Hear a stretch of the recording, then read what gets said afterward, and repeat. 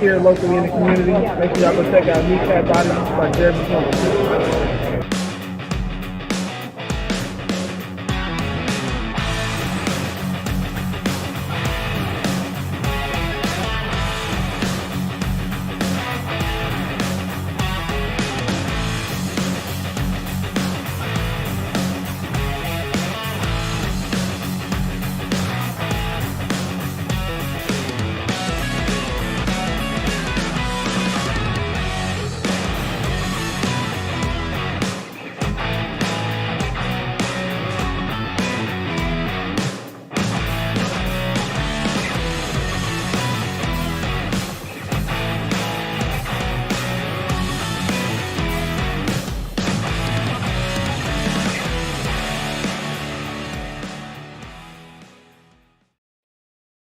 Good afternoon. It is Lions Talk with Smoking Jeremy B. I am him, and we are going to talk a little bit about Ike Boker, the guard we grabbed out of Buffalo. Um, he was actually ranked in the top 25 of guards, regardless of left or right guard by position. So that's some good experience to put on our offensive line as depth in case of injury. And I think that makes him trump Awasika and Nitain Mutai in that room. He could possibly end up the backup, and then whoever wins between those two will be the other. Well, they're going to be fighting with Christian Mahogany for the backup right guard position because this guy was a left guard, which means Sorsdal's more than likely going to end up being the backup tackle with Manu out on the NFI list. And I think they should hide him on the NFI list for the entire season to make his rookie year get pushed back another year, thus still having him for 4 years to develop. So, the whole offensive line depth changed with this signing. We got a guy that started 17 games for Buffalo, did a decent job, was a grader in the run game, which opened up lanes for him. So I think we got somebody here that has some depth and some experience that's well needed on this offensive line for another leader in the backup room. Good morning, Matt Henry. Boy, that was fun listening to Ken and Ken when you got three Packer fans and one Bears fan being disgruntled. Whew.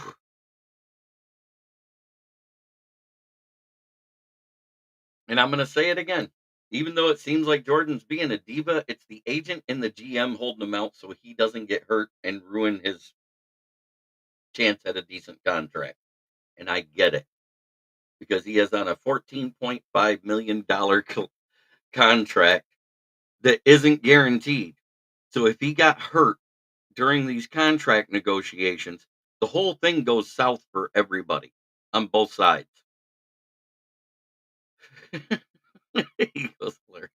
It was kind of hilarious because the takes were so up and down and opposite ends of the spectrum, and there was no chance to be a voice of reason in there because they just kept going back and forth.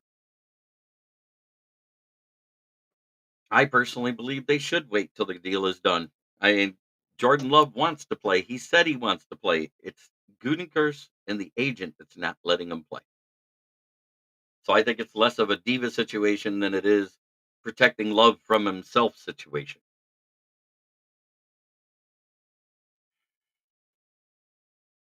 I try to be realistic. I try not to give a homer take, even when it's another team, even if I hate them. I don't care. I don't try to give homer takes.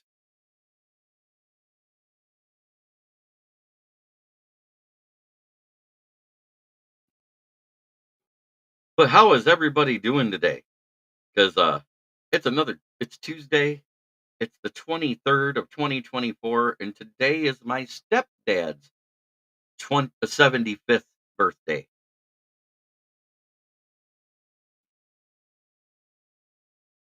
But my dad, Ken Ballrick, will always be smoking dad because we smoke cigarettes together when we see each other. Love agreed to his contract and signed it. He should be practicing. Not when the agent and the GM tells him he's not. I disagree with you. It's smart business.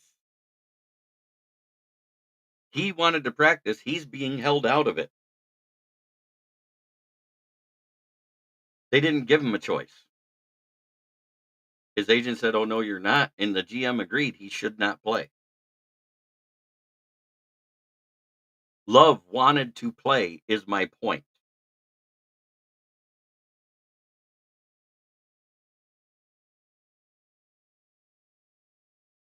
and has been there at camp for OTAs and everything else all season, playing without that contract being done. So I kinda disagree.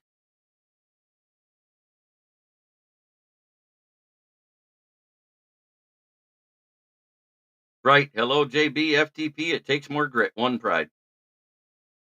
But it's not about Caleb, you're talking about a rookie versus a guy that played a year already in the NFL. It's apples to oranges, it's 2 different situations. 18-game season is probably coming in 2026. It's looking like more of a reality when the new CBA is done.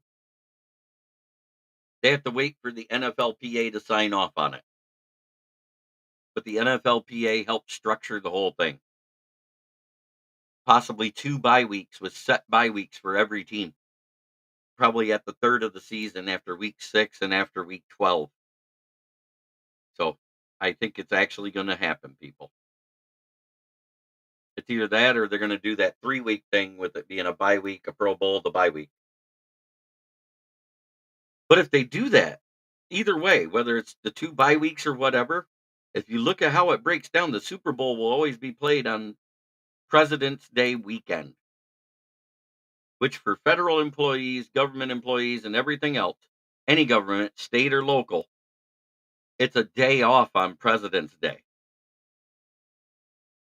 because there's no way to file any legal paperwork on that day nationwide.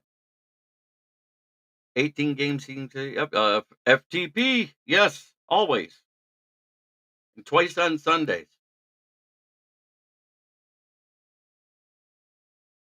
But yeah, I like the Ike Butker signing, the guard we just got, and I think Manu should go to stay on the NFI for all year because then that moves his contract back a year. We actually get him for 5 years instead of 4.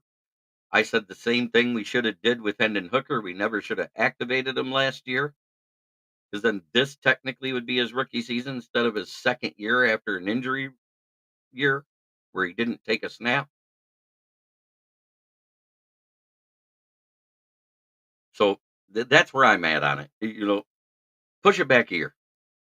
Let him start and have 4 straight years to develop then and become the guy we want him to be because he is a project player with a 4th round pick.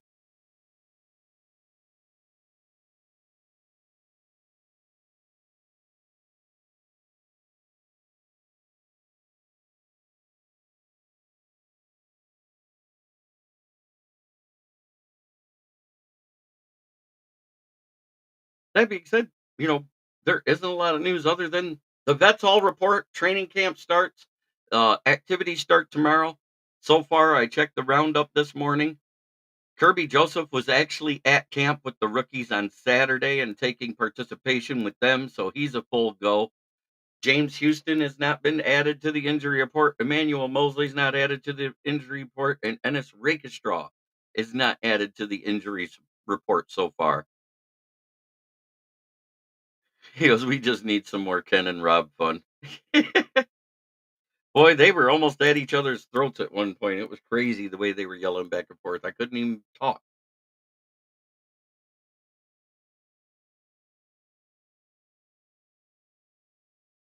I I love a good debate, but I like it when it's a debate where other people get to interject their opinions and not just have it be back and forth like that. Oh, Jesus.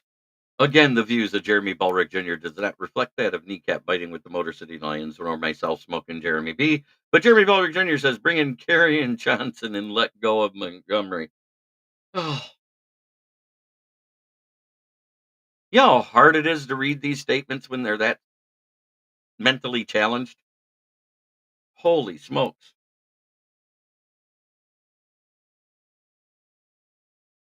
It- Oh, it's a headache.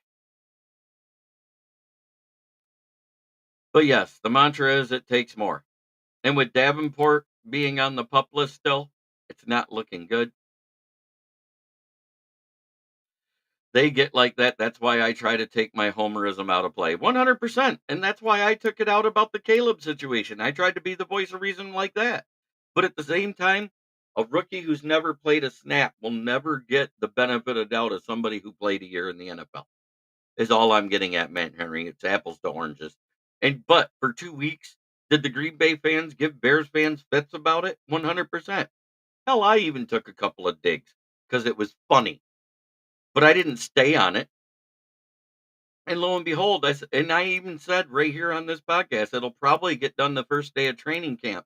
If it goes further than that, then it's an issue. And it got done the first day of camp, so there was nothing to report. But this is day 2 when the vets report. Tomorrow is supposed to be team activities. So if nothing's done today, then it's a holdout for another day. And every day it goes on, it doesn't become an issue with Green Bay unless it's after Friday, because then he can't play to the following week, which means the team missed an entire week of training camp and working out with the first team reps. That's where I'm at with the whole Jordan Love thing. I'm not doing my homer thing. I'm just saying if it's not done by Friday, he won't be playing till next week when they resume activities on Tuesday.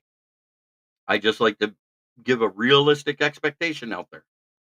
But if it's not done by Friday, it's an issue.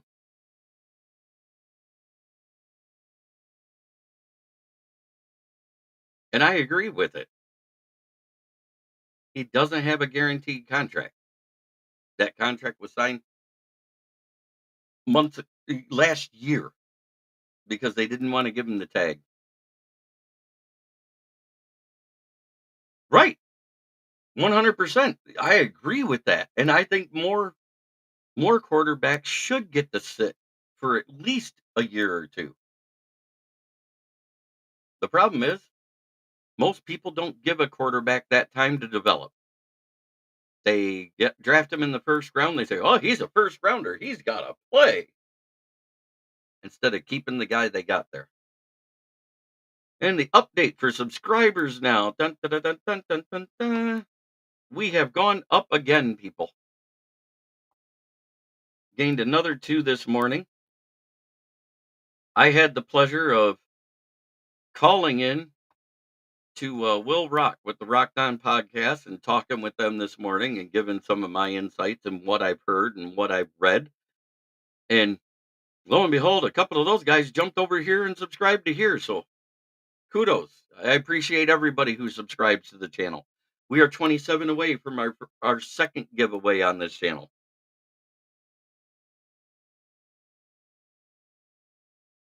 And the more we get, the closer we get to it.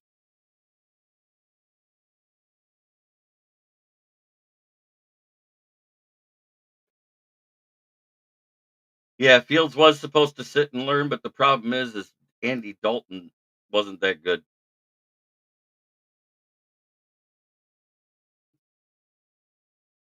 And there's another trade rumor saying that the Lions should trade for Cam Hayward out of Pittsburgh. With his size and the way this team is built, it wouldn't be another defensive end. He's a 3-4 DN, which is actually like an undersized defensive tackle. He'd be an older version of Mikai Wingo, but with way more experience and way more effectiveness. Would I like it? Yes and no. It would take a spot. Who are you cutting?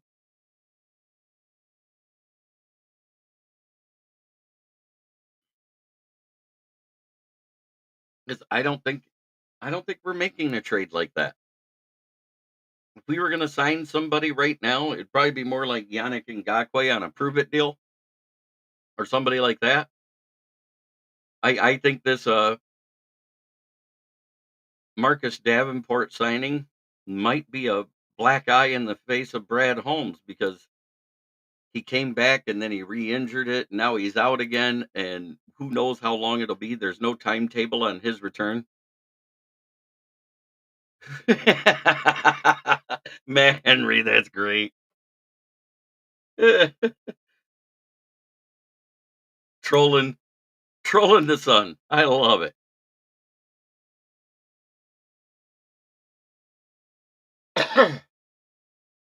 You might as well have said Carry On Johnson at that point. They got about the same sturdiness of knees.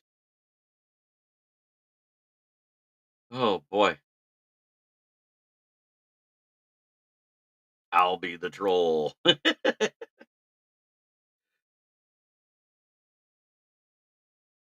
But when it comes to all that, do we really need somebody like Cam Hayward? He'd be another interior guy to throw into that room, which means Broderick Martin gets pushed back. Levi and Wuzariki doesn't get as much of a chance to prove himself. And then Mikai Wingo might not get a chance to prove himself because I don't think he's ready to be a defensive end. Um, Everything I read, all of his weaknesses has to do with footwork and lateral agility, which you need more as a defensive end than as a defensive tackle. He has just enough lateral agility to help stuff the run, is what it literally says in his scouting report. And after watching game film, I saw it. He did okay. He just wasn't great at defensive end. He was better at defensive tackle. Detroit fan report. That's Bandit in the house. What up, Doe? Good to see you, Bandit. Man, we're just growing every day. 473 subs, getting closer to that 500 mark where we'll decide. Leonard and I will decide what the memorabilia is. We'll give away. It'll be something custom that he made for a Lions fan, 100%. Whether it be one of our tumblers, a mini helmet, or some type of keychain, lanyard, all sorts of stuff. We got all sorts of stuff we can make for fans. We could even do the polos like I wear on the show every now and then that have my logo,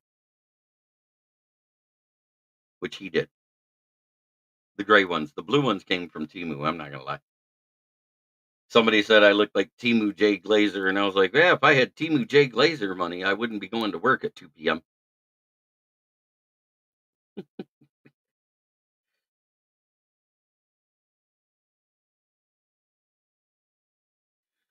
LFG, more subscribers. Good stuff. Yes, yes. Mike the Bear fan in the building. What's up, Mike? Good to see you, brother. Um, I'm trying not to do all that crap talk that everybody else does. You know why? Because it gets to a point where it's just not worth it anymore. If I wanted to talk crap, I would stay in the shows and do it all the time, but I try not to do that. I try to be factual. I try to be realistic. And let's be honest, in the free giveaway, a free hubcap, just one. Might have to custom paint it. That'd be cool.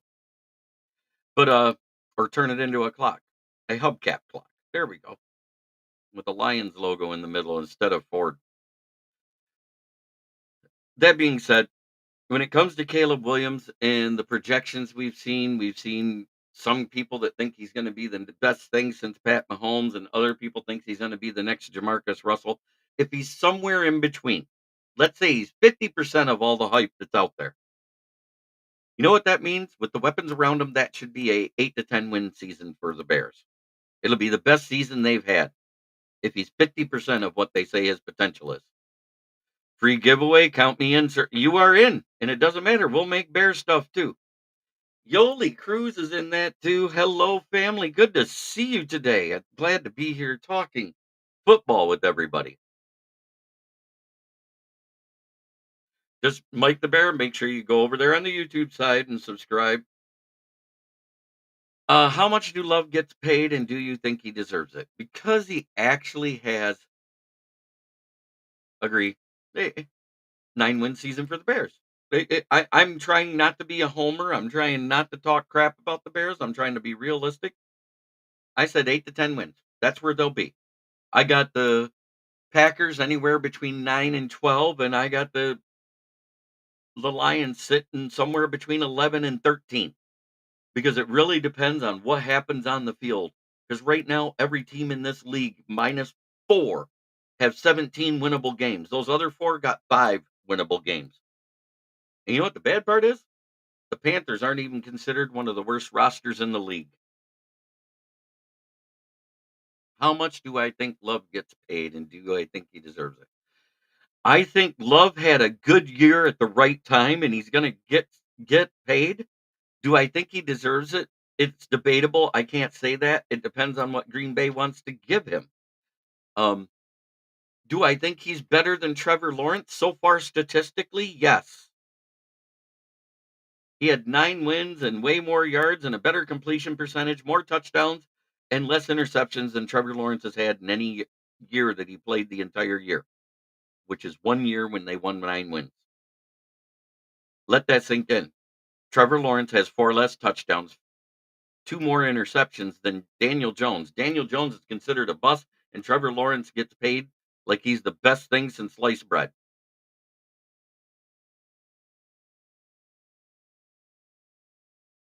And I just think that's a little ludicrous that Trevor Lawrence got paid like he did. He did not deserve a Burrow contract. That's 100% on potential, not off of what he's done for the team. I try to speak facts, not riddles. I think Trevor Lawrence and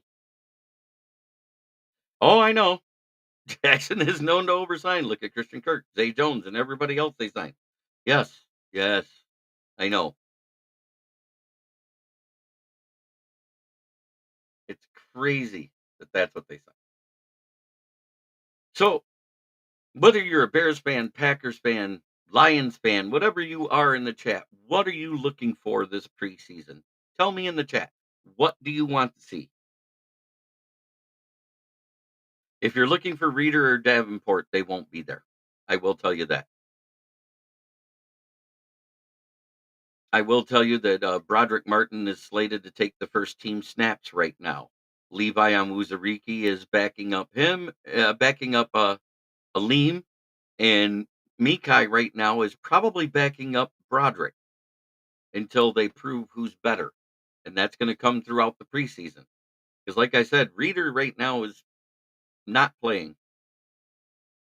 I just want to see Caleb shut up and play. Gotcha. 100%.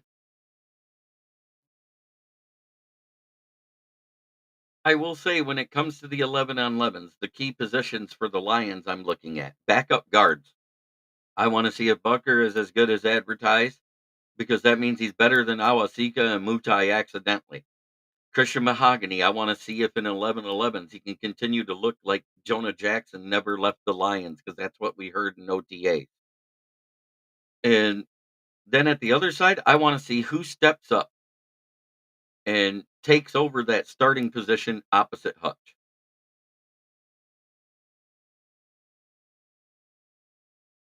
Oh, 100%.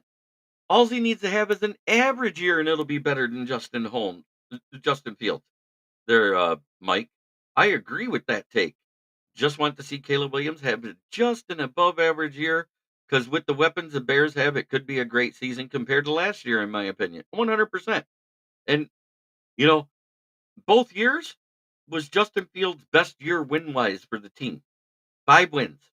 'Cause remember last year, two wins was due to Secret Bayesian Man.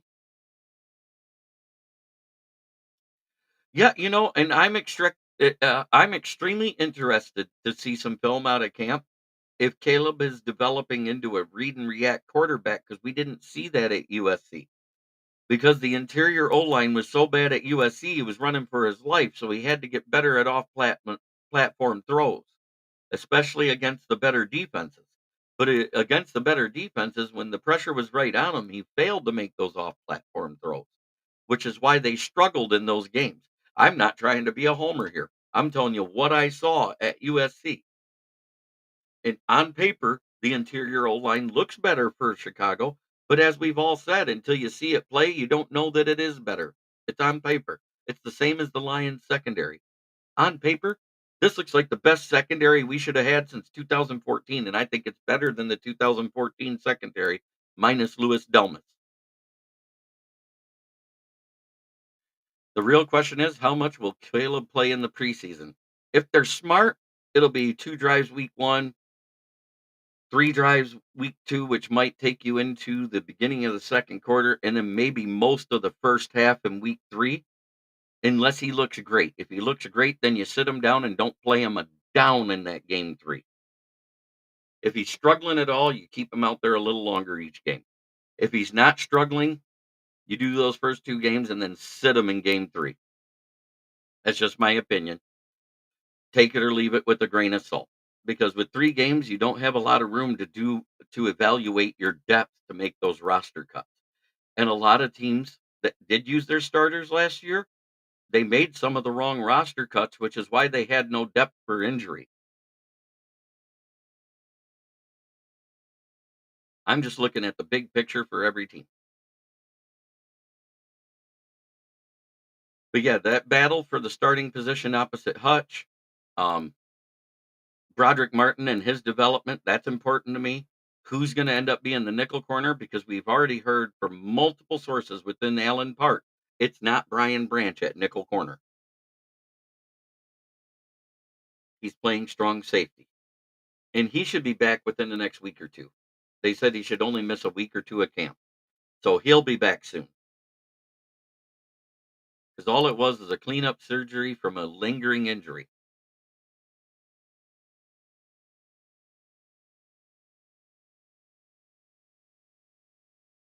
So my psychic friend claims Love will be the first 60 plus $1 million quarterback. Either he's a terrible psychic or that's a terrible deal, and either way I can make fun of someone. Um, we don't know if it'll be a terrible deal because what if Jordan Love this season is just like Goff, the only quarterback that plays 100% of every game? Because that's what happened last year. Love and Goff were the only 2 quarterbacks in the league to play all 17 games. Let that sink in. Because in the beginning of the year, Love was getting pounded faster than an OnlyFan girl for $20 because that O line was atrocious. Right, that's another one that Chicago Bears fans should be excited at the Roshan Johnson's development. He played behind Behan Robinson at Texas. He had one fumble in his career from his sophomore year of high school to this last year at Texas, and that last one was one of the last plays he backed up Behan on. That was his first fumble in his college career, and that's over 400 snaps because he was a backup.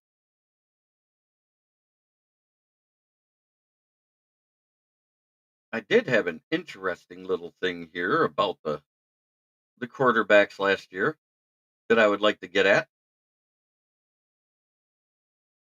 Let me pull up my little article. Kurt Warner did a deep dive into inaccurate passes last season.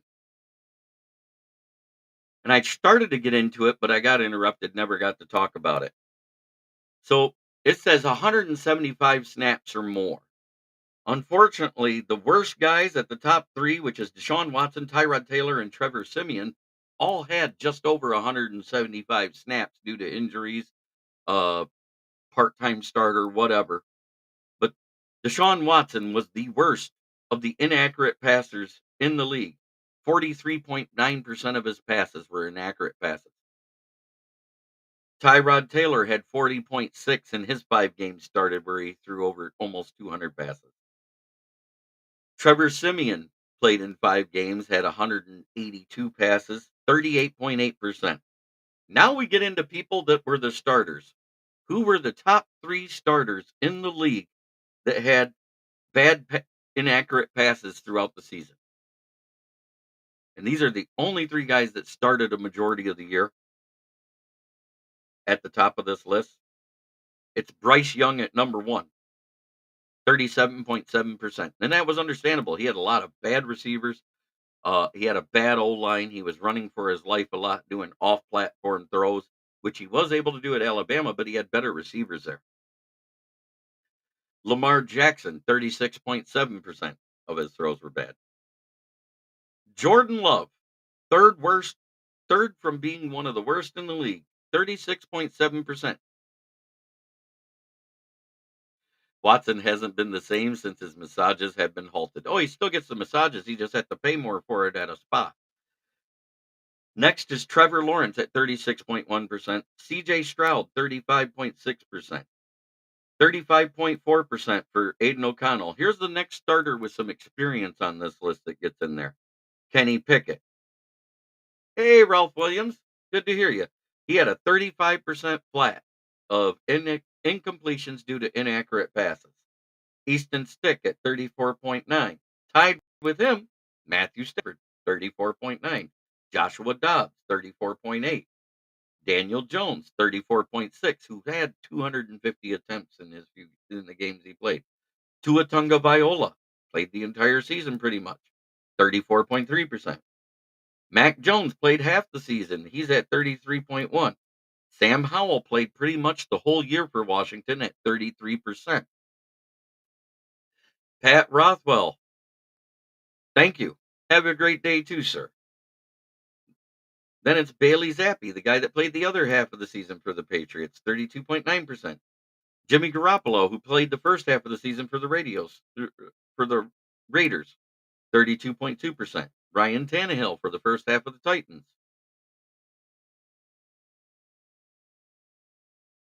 Watson started this overpaying and guaranteed money for QB. Actually, it was Kyler Murray first. Kyler Murray got paid before Deshaun Watson. You have a great day, Pat. Good to see you, Brent. Thank you, Ralph. Ralph has a great show lots of great shows over there on RW Media for his YouTube channel. Go and check him out. Subscribe. I'm one of the co-hosts with Talk every week on Saturday morning at 9 a.m. on the External Bum Podcast. Next, who only played 5 games but threw a crap ton there, and that was at Cleveland, 30.9%. Joe Flacco, who went 4-2 when you include the playoffs in those 6 games played. Gardner Minshew, who played a lot of games for Indianapolis, 30.8. Justin Fields, 30.8, tied with him. Next was Derek Carr at 30.1%. Then it was Desmond Ritter at 29.5, Baker Mayfield at 29.2, Jalen Hurts at 29.0. Joe Burrow only played 5 games, 28.9%. Brock Purdy played a majority of the season, 28.7. Believe it or not, Zach Wilson wasn't as inaccurate as people had. Other than Garrett Wilson, everybody else was dropping passes because he had a 28.6. Then it's Kyler Murray in his 5 games where he had just over 200 passes to 28.3%. Josh Allen, who played almost every game, 27.4%. Will Levis, who played half a season. And this is why I said Titan fans might be in better shape than people think. Will Levis played 8 games last year, 27.4%. Dak Prescott, 27.2. Justin Herbert, 26.4. Did you guys notice a starter I haven't mentioned his name yet? Because he's coming up right now. Jared Goff at 26.3%. Russell Wilson at 25.3. Patrick Mahomes at 24.5. Kirk Cousins is here. He had almost 300 passes, but only played what, six games, I think it was, or 5 games, 23.2%. Jake Browning, who played five games also for Cleveland, 22.2%. And number one, despite having a bad team and a bad record, Geno Smith was number 1 in the league at 21.6%. That's everybody with a minimum of 175 attempts in the league. Anybody who had less than that doesn't count because that doesn't even count as a third of a season. Thank you for subscribing there, Matt. It helps Ralph out. And we are blessed to have Goff. Everybody says how bad he is, but this just proved he wasn't. He was the 6th worst out of all those guys and the 5th of everybody who started a majority of the games.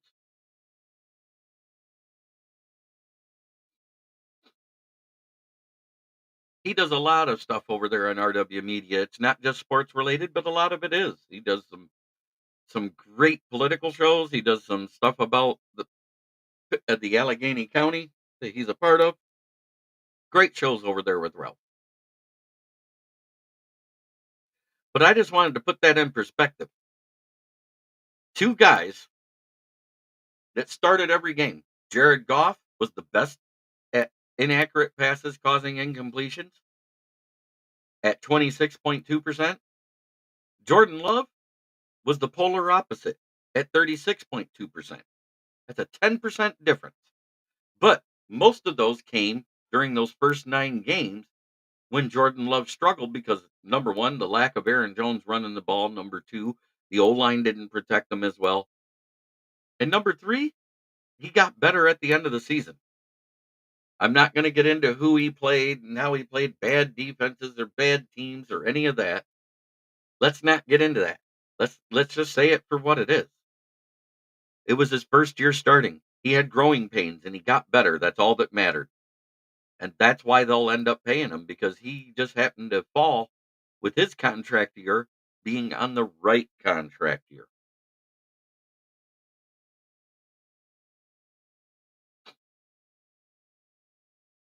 So ask the host, leave time for answers. Ask me any question you want. We'll talk about it.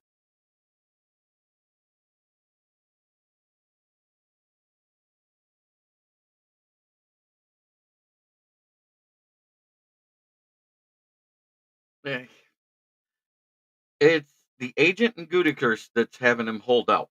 That's what I'm gathering. He wanted to play. He's at camp. He wanted to play, and they said, "No, you're not." He's only making 14.5 this year. That's less than any starting QB in the league. I'd want more money too, and that's where I'm going to go with that. And man, Henry, I'm a diehard football fan, but unfortunately, it's tough to have a conversation with some homers. It is.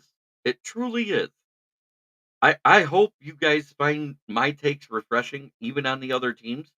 I try not to do that homer take. I try not to give the bullshit. I try not to buy into all the clickbait stuff. I try to see what I can find and dispute it because it 100% makes a difference. It's why I've grown slow for the 3 years. This is my third year podcasting. Is because I don't address the clickbaits. I diffuse them more often than I back them up. The only one of the trade rumors that I like out there is the fact that Matthew Judon's on the trading block. They're looking to cut a little salary and get rid of him. His that salary isn't super high this year, and if you want him to be here longer, he could be restructured.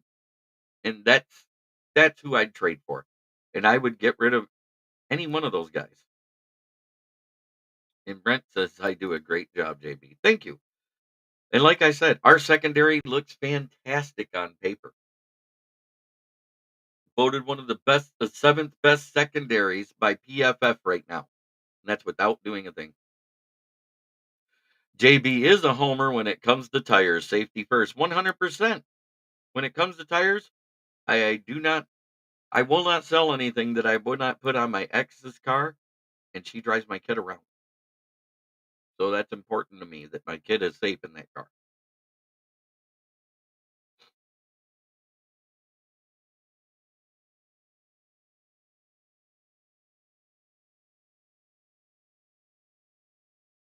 Hello, LG12. Some homers can't take constructive criticism and want to get loud and scream because they don't agree. It's an opinion.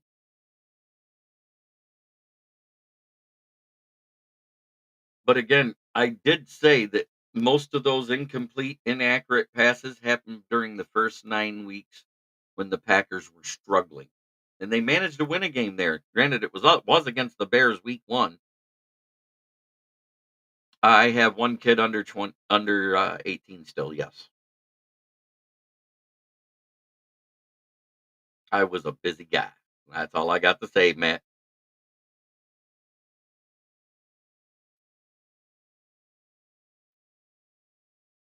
But he turns 17 here shortly and going into his senior year of high school. So that's good.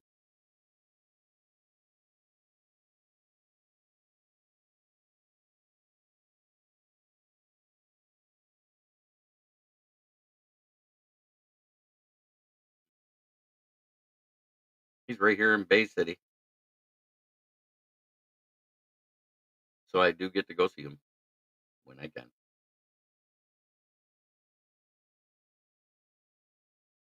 Gotcha. My youngest will be 20 in September. God bless you.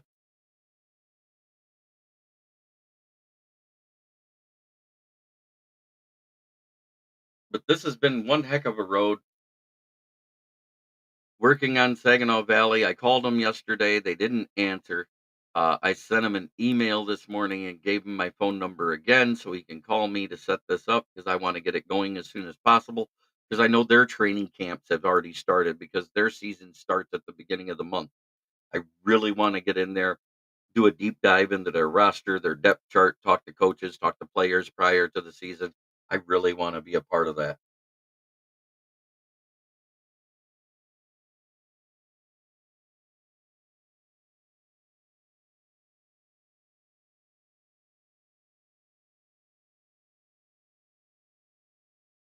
Frank Ragnow had some good things to say about Aleem. That's awesome when your own teammates say good stuff. 100%. And Aleem said that Hendon Hooker's deep ball is butter, but Justin Rogers says if you look, because Hooker's asked to be, how's it going at? Great. We've been talking all the time. She's got some family stuff going on. We are going to have a second date. So that's going. It's going quite well. She usually pops in the chat occasionally. She's got some big stuff going on right now, and if she doesn't, I understand. But she supports me 100% on what I do.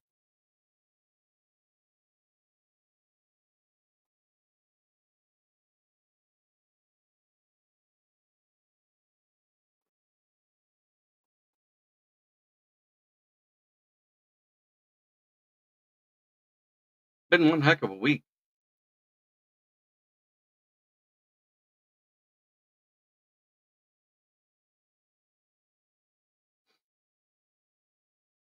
Her oldest needed some prayers last night. Hopefully, all's well. We'll find to get the rest of the testing today. So, oh, you're not a bullshitting there, Matt. Great. Dating at our age is difficult to say the least, because the dating market has changed so much from when I first got into it. Pardon me. Hey, I can see again. Got that dust off of there. But I did look. There's quite a few guys on the Saginaw Valley roster that are from Flint, Grand Blanc, and Detroit. Couple from Ohio. One from St. Petersburg, Florida. One from Ypsilanti. One from Cincinnati, Ohio. Tiffin University. It's funny that Tiffin is mentioned because that's where the Ballricks are from in Ohio.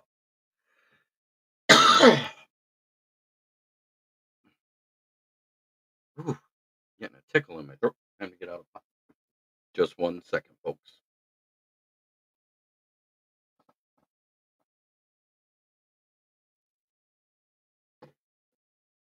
Ooh-wee.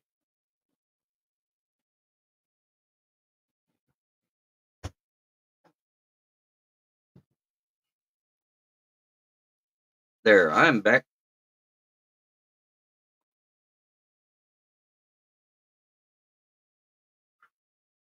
Had to get out. Dating at our age is full of dookie and piss-filled pools. Yes, it is. We've all been damaged one way or another. Let's talk football.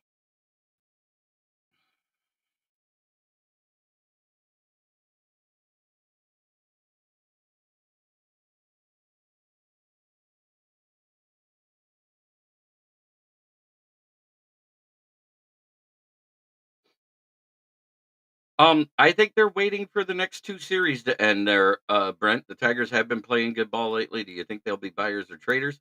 If they continue to win two out of every three games set, I think they'll be buyers at the deadline on the last day because it's after those two series end. I said all along, if they went 6-3 or 7-2, they might be buyers. If they do anything less than that, they'll be sellers.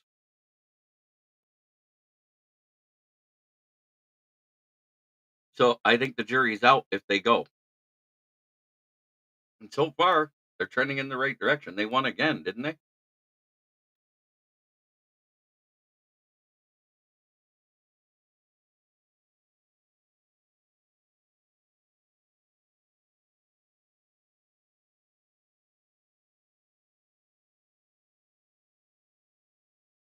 Yeah, 8-2 yesterday. They lost game 3 to the Blue Jays.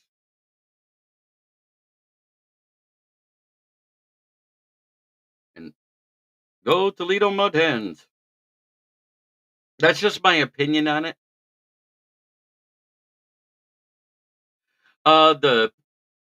The camp is held at Allen Park, which is down in Detroit.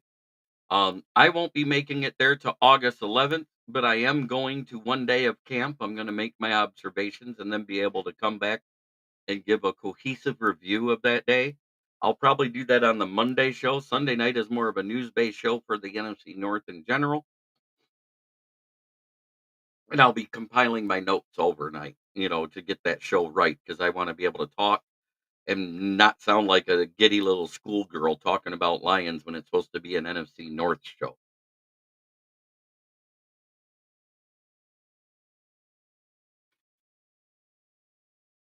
Mud Hens, home of Matt Eberflus.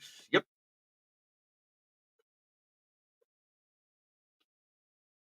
we have a nickname for him here in Detroit.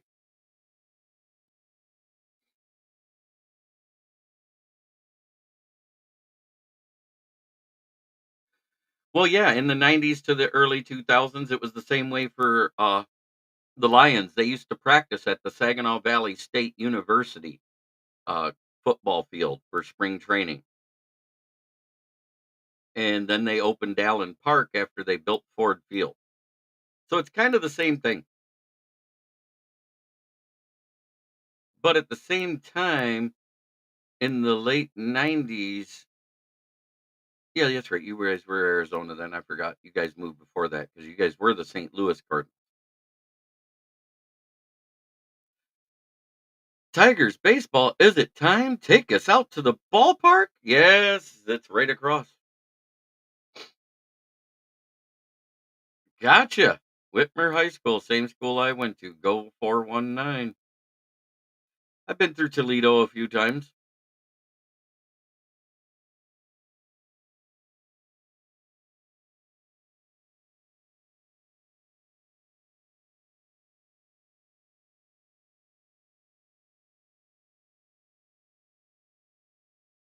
So we got the Guardians again today and tomorrow. We play four against them, then three against the Twins. And then it's the deadline. That's that Monday. So if anything's going to happen, it'll be before we play the Guardians again.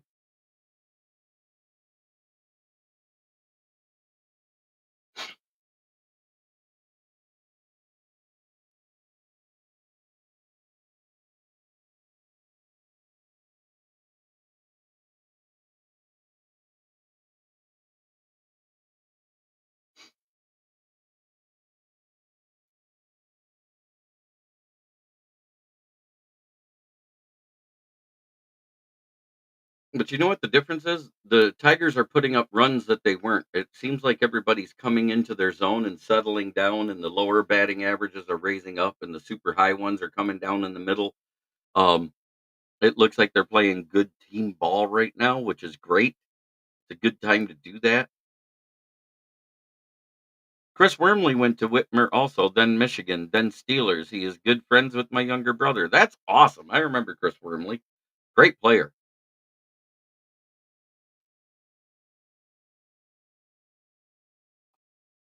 It's almost FTP time, people. We got the UP because we gave up Toledo. It's an interesting story. That is kind of funny.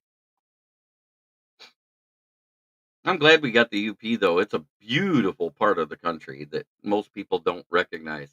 But it's weird. The further west you get in the UP, the more they sound like they're from Wisconsin, eh? And Canada.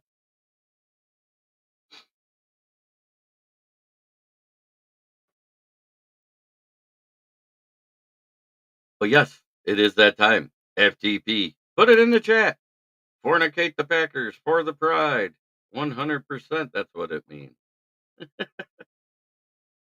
He does football camps at Whitmer and gives back to the community. That's awesome. Wormley always seemed like one of those down to earth guys, nose to the grindstone, work hard type of guy. I liked him at Michigan.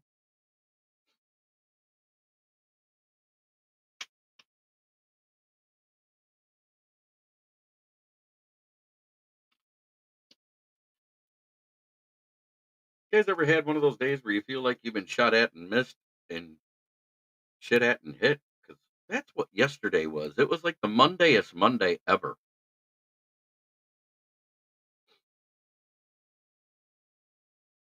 FTP. Yes, get him in there. 100%. I am so ready for some Lions training camp news, which really won't break until Thursday. The only thing we might hear is who's still injured because there's some people going through their physicals coming back off of injury. But like I said, Kirby Joseph reported with the rookies. Thank you, Matt Henry. You have a fantastic day too, because life's too short not to. But Monday was just one of those days where I wanted to stay in bed. FTP, FTV, FTB, and FTB. The Bucks for moving out of the old NFC Central. That was kind of the redraft due to the expansion. And I get it. Nobody gets away from the FT. Don't forget FTR, Grandizer, and that's the Rams. They come in week 1. I'm ready for another slobber knocker. We beat them by 1 last time in our house. Will we be ready week 1 to do the same thing? God bless it, I hope so, because I don't want Matt Stafford having another banner to put over his head for the Detroit Rams fans. My God, I got sick of them so fast.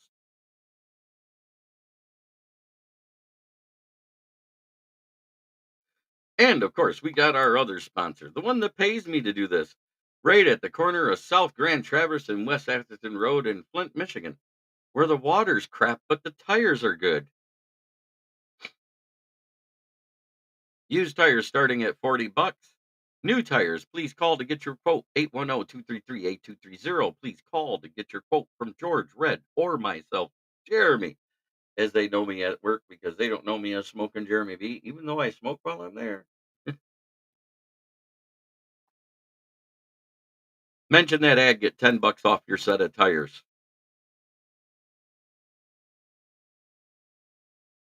Rams, lamb chop, sing a song.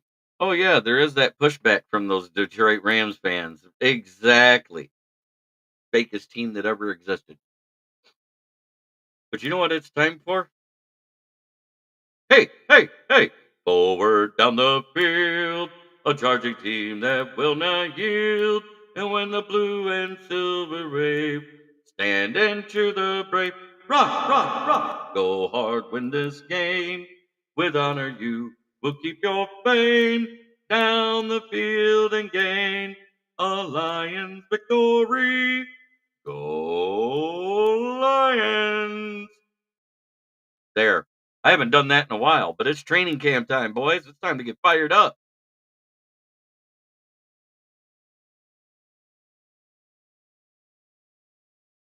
Yep, we beat the Rams on a high as long as we create that same passion and take care of their wide receivers. 100%. That's it. And there's a chance we might not be facing Matt Stafford. In case you didn't hear it, he's trying to hold out for another contract. He wants an extension. He doesn't like the fact he only makes 40 something a year when everybody else is making over 50.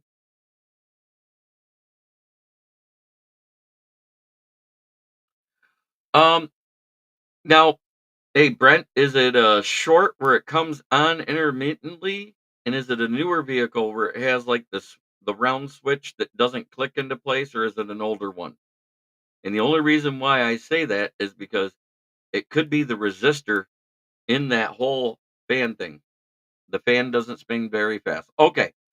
Um, it really depends on if it's in behind your dashboard or if it's behind on the outside on the firewall.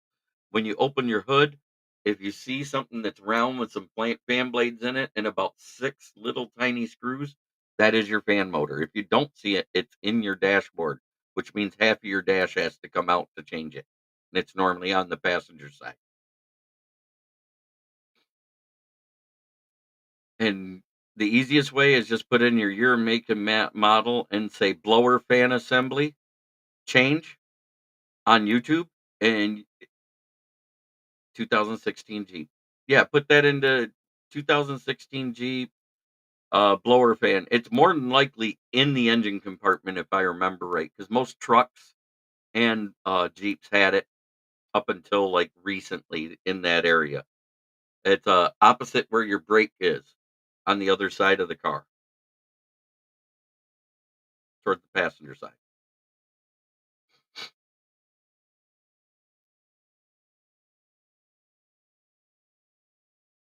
If I bang it hard, it comes on the dash, or if you bang the fan motor itself, it comes on. 'Cause there's a big difference there.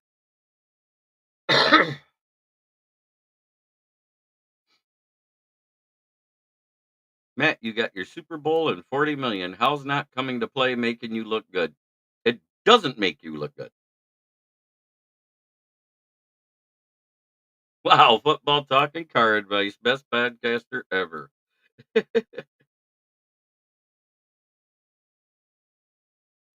Well, I've got a little bit of experience working on cars. I do know enough about the basics to be able to help people out when they got it. But at the same time, try every day to be a better person than you were the day before. That's the only way to make the world a better place. If someone asks you a question and you know the answer, at least help. That's all we can do in this day and age. Glove compartment area. Yep. So you basically got to take out your glove compartment.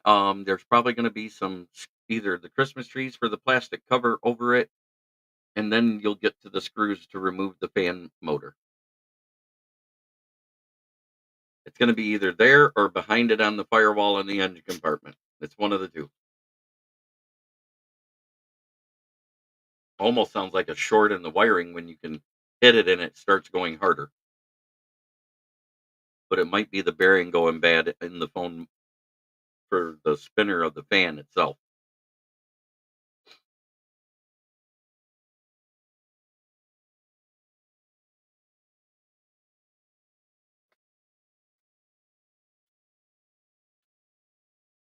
And for those of you that do have good tires, remember to rotate your tires every other oil change. That's how you extend the life so they actually last the life that they have. Have a safe day, JB, and all your viewers. One pride, as Roar the Lions UK say, one bloody pride. I have a walk behind mower, started and cut part of the lawn, shut it off. 2 minutes later, no start. Um, check the plenum gasket on the car. Usually there's a tear in it. Something got up in there and made a slight tear. If that doesn't work, then it's clean your spark plug.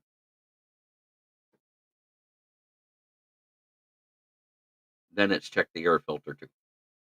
Those are your three main components that causes a mower not to start. Have a great day, everybody. And your outro will be the huddle outro. Take care, everyone.